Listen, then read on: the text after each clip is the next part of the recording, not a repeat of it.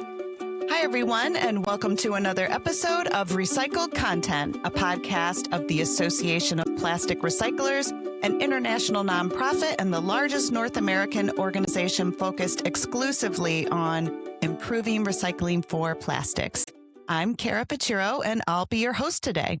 As we often talk about on the podcast, plastic waste is a major environmental challenge that requires bold, comprehensive solutions, including reduction, reuse, and recycling.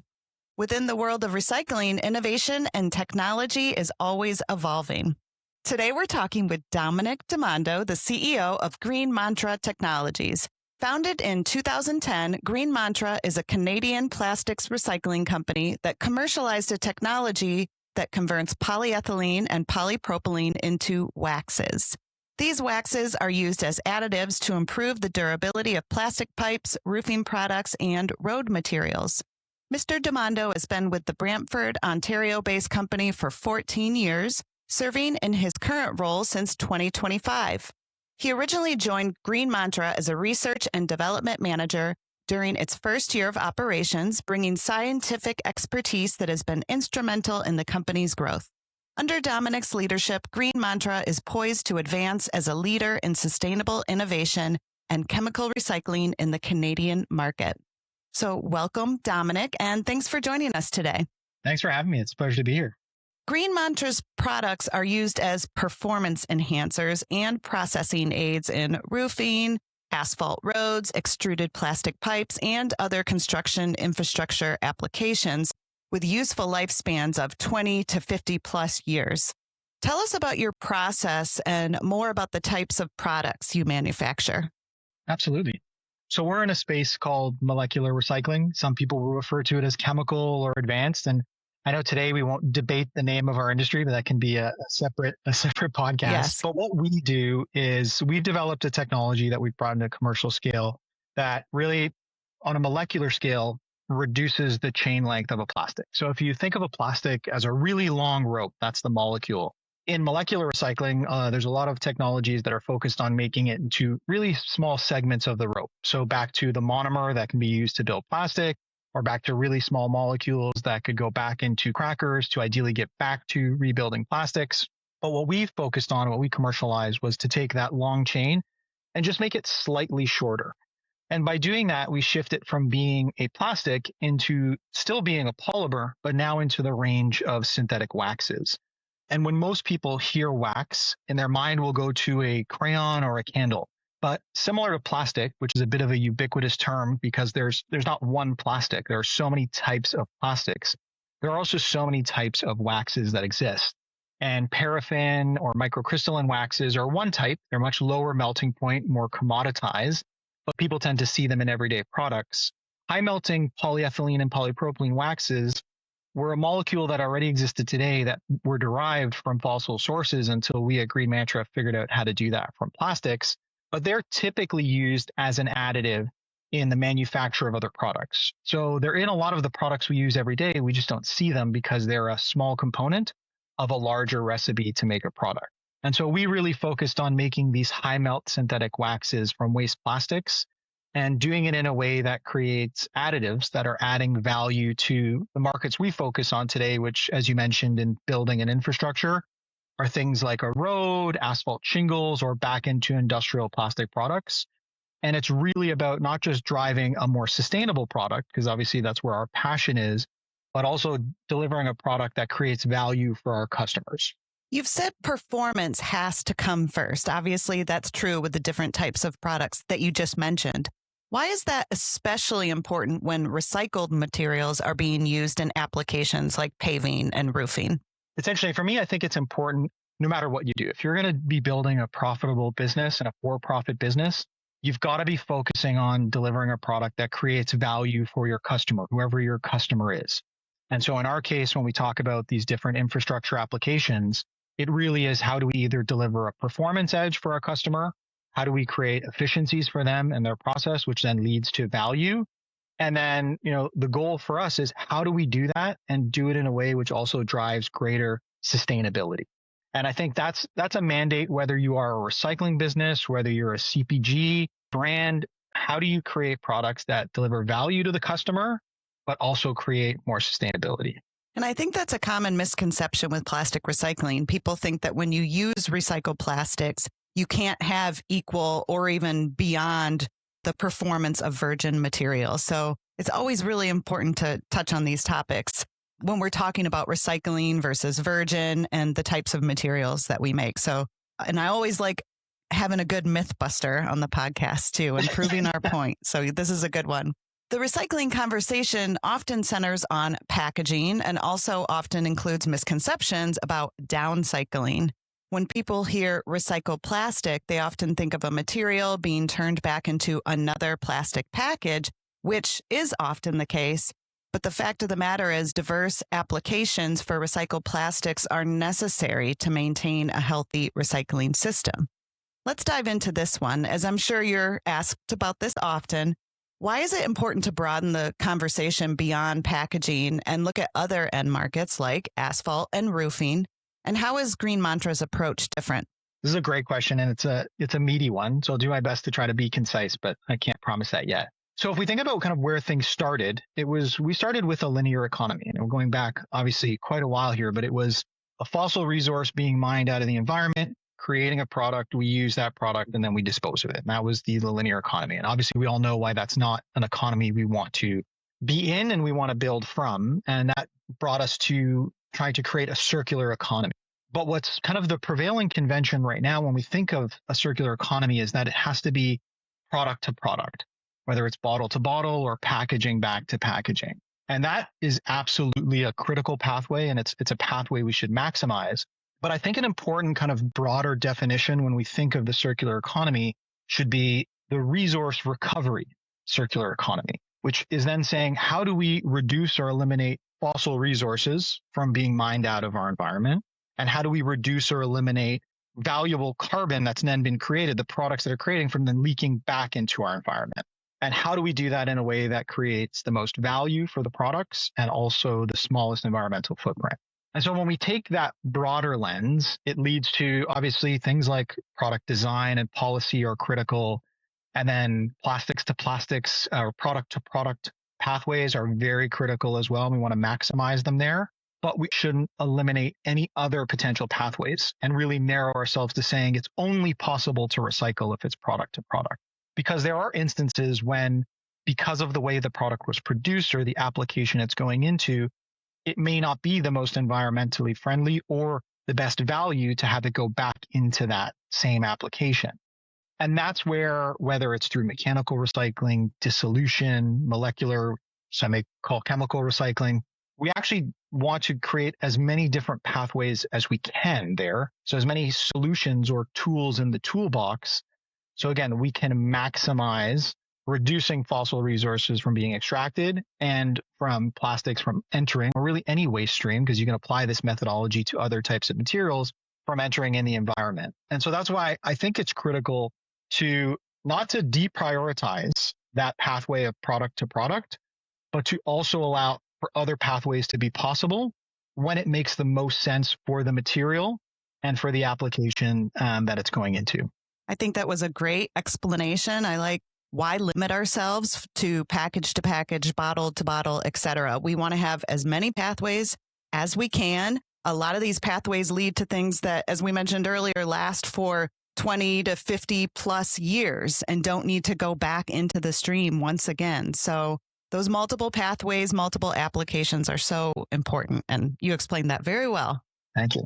Chemical recycling, as you mentioned, is a hot topic in our industry and beyond. There's a lot of conversation around physical and chemical recycling, along with reuse, better design, recovery technologies, and how they can all complement each other. How do you see these pathways working together rather than competing with each other? I think the first thing to know, and it's the most important thing, is there's no one pathway or solution that's going to solve the entire problem. There's no one winner to this. The win is maximizing resource recovery and efficiency. And so I think that's where we kind of get caught sometimes, especially over the last 5 to 10 years, thinking that it's mechanical or physical recycling versus molecular or other pathways, that it's one versus the other. And it's not. It's how can they work in partnership? How can they work in tandem? And really, again, the broader goal with even when we layer in product design and policy is reduce leakage into the environment and reduce, mining and extraction from the environment. So I think that reframing becomes important, and knowing, it's not about finding a silver bullet solution. It's really allowing ourselves to have as many pathways as possible, but again, maximize the ones that create value and have the lowest environmental footprint.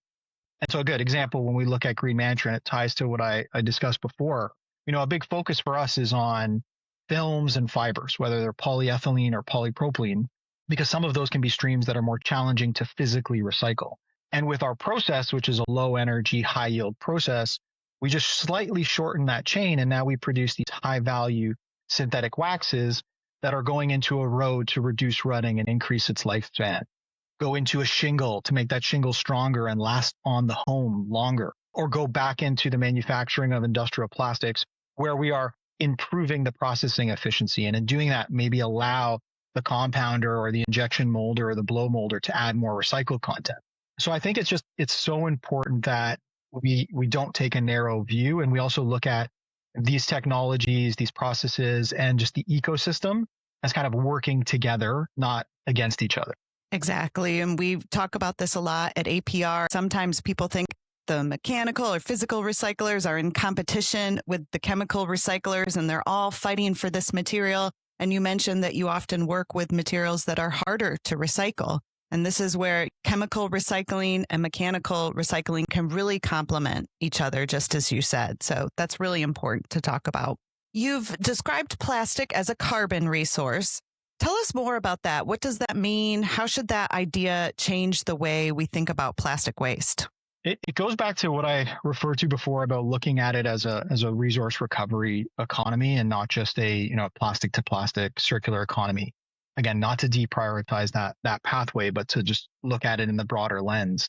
And plastics are made today predominantly from a fossil resource being mined out of the environment, and then going through a series of engineering and chemical processes to build this highly engineered and valuable long chain molecule that's made up of carbon units. And the structure of that may change depending on the type of plastic, but there's that inherent carbon and engineering value in the polymer. And so really, when we talk about, that carbon, that's what we're referring to. And we want to harvest the value there. We shouldn't want to see that end up in the environment, end up in incineration. We want to see how we can capture value either through remelting and reprocessing it.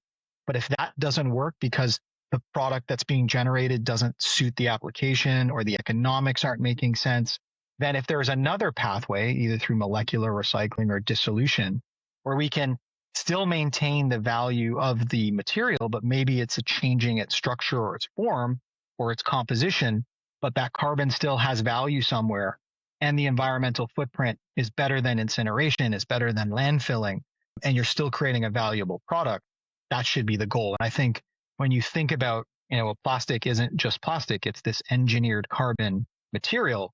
How do we maintain as much value there as possible? Exactly. A recent article in Sustainable Plastics focused on how the different kinds of recycling should complement each other, and also dove into the European Union's packaging and packaging waste regulation, or PPWR, moving closer to full enforcement alongside newly finalized mass balance accounting rules under the Single-Use Plastics Directive, or the SUPD. Under these rules, Europe has formalized mass balance technology, including the fuel exempt clause. This means companies cannot count the 30% of carbon lost to fuel gas, char, and wax towards recycling targets, undermining the financial model and making the yield of recyclable carbon a key parameter. What are your thoughts on this development, and why do you think wax should count towards these targets?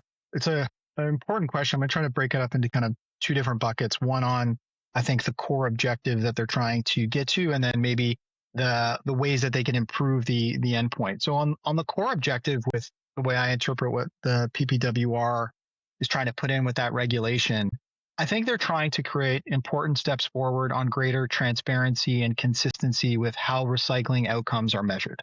And I think that's super important. I think when we look at any recycling technology or process, we need to make it really simple and really easy for people to understand the claims of, is this a recycled material? How is it being recovered? What are the environmental benefits? That transparency needs to be there. It needs to be easy for folks to understand and even for folks to kind of audit within a product that's being produced and where it goes. Where I think this regulation and kind of the policy they're looking at becomes more nuanced is around the treatment of outputs that are non-fuel material. So in the case of a wax, or if it's a hydrocarbon oil that's going back into refineries, in the case of GreenMantra, we're a bit unique there. Our product is suitable for use as is. So when we think about our synthetic waxes, we actually don't need to do any sort of mass balance accounting. Our product doesn't end up in another stream or attributing the credits to that somewhere else. Our customers are using our wax and they're offsetting other fossil materials directly in their formulation. So it's a very easy one-for-one recycled content certification. But even though that doesn't necessarily directly impact us, these policies are important because they do have a broader impact across our industry and around an industry that's really trying to get to greater recovery of materials. And so where I think that becomes important and broadening that a bit for things that are non-fuel is that these streams, again, if we circle back to what I was discussing before, whether you're making a pyrolysis oil or maybe you're making a wax that ends up in some form of mass balance accrediting, or you're producing a grease or a solvent, if these products can be used in ways to offset other fossil streams that are not used for fuel, then I don't think we should discount that. Again, we're now limiting, severely narrowing pathways on how we can either capture value, because that's another interesting thing. Some of these streams may be able to generate products that have high value, that are offsetting other fossil materials that are longer lifespan as well. And so you're getting that win on displacing the need for that fossil resource in that application, generating value. And it potentially was with a stream that couldn't go from product to product. And it was a stream that maybe ended up in the environment or incineration. My thoughts on this are, I really think the major objective around greater transparency and on making sure that we are documenting and talking about our recovery rates and environmental benefits is super, super important. But let's not narrow severely the pathways in which we can get there, right? Let's not pick the winners and losers before you can actually determine what products, technologies, and processes actually can be the winners and can be ones that work at scale and work at scale well and are profitable and have a positive impact. And I think that's where this maybe can go a little too far on that side. Completely agree. Transparency is very important, but let's not limit ourselves. Let's not make things more difficult. What do you think has to happen across the system, from collection and policy to consumer participation and demand creation, to keep more carbon resources in productive use and reduce dependence on virgin fossil resources? I think engagement and efficiency are two really important things. So one, I think engagement through all the different stakeholders, it's a term that sometimes gets overused in like siloing. But I think when we look at the different stakeholders, whether it's government, whether it's producers, whether it's the recyclers, whether it's the NGOs, there is a lot of siloing and not a lot of engagement across in how we can actually get alignment on a goal that we want to successfully see happen. And then I think there's efficiency.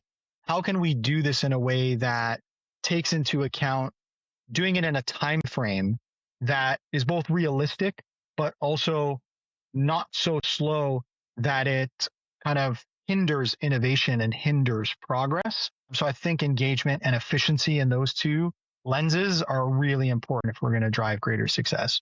Goes right along with the simple phrase we always say at APR, recycling works when we all work together. That's something we're always trying to do. Bring all those different stakeholders together.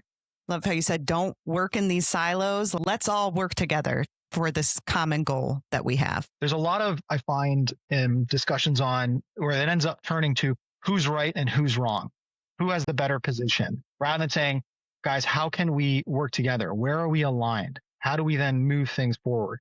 Okay, let's also highlight where we're not aligned. But again, how can we, if we're just going to focus on where we're aligned, we're not going to be able to move anything forward. And that's not good for any of these stakeholders. Right. Sometimes you just have to put those other things aside. Let's talk about our common goals and work together to move this system forward. Completely agree. Finally, to wrap up today, GreenMantra recently received government funding to expand its facilities. This is great news. This is at a time when the plastics recycling sector is facing a number of market challenges, which we have been talking about a lot at APR, of course. How are you envisioning future opportunities for your company? Yeah, thank you for the question. I think, we received both government and third-party funding to help us further expand our manufacturing. And I think it's a testament to the business and the success of the business. I think our future is bright, but like anyone in our industry, it's not guaranteed. It's going to require hard work. It's going to require execution. And I'm very fortunate I get to work alongside just an outstanding team to help us realize that. And I think when we look at our future, we're focused on how we add more capacity. We're already at commercial scale in what we do, how we add more manufacturing lines, additional facilities, how we grow our markets, so penetrate into other markets, looking at launching new products, again, with that goal of generating high value products that deliver on sustainability.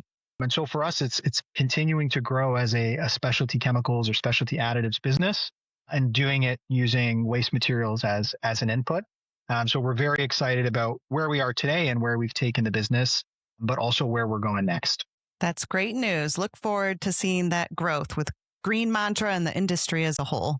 Thanks so much to Domenic for joining us today. Any last thoughts before we close out? No, just thank you so much for having me. And thanks to everyone for listening. For more information about APR, plastic recycling, and much more, visit the APR website at plasticsrecycling.org. Check us out on LinkedIn, Facebook, and X at APR Recycles. You can find recycled content wherever you get your podcasts. If you enjoyed today's episode, please be sure to subscribe, like, rate, and review.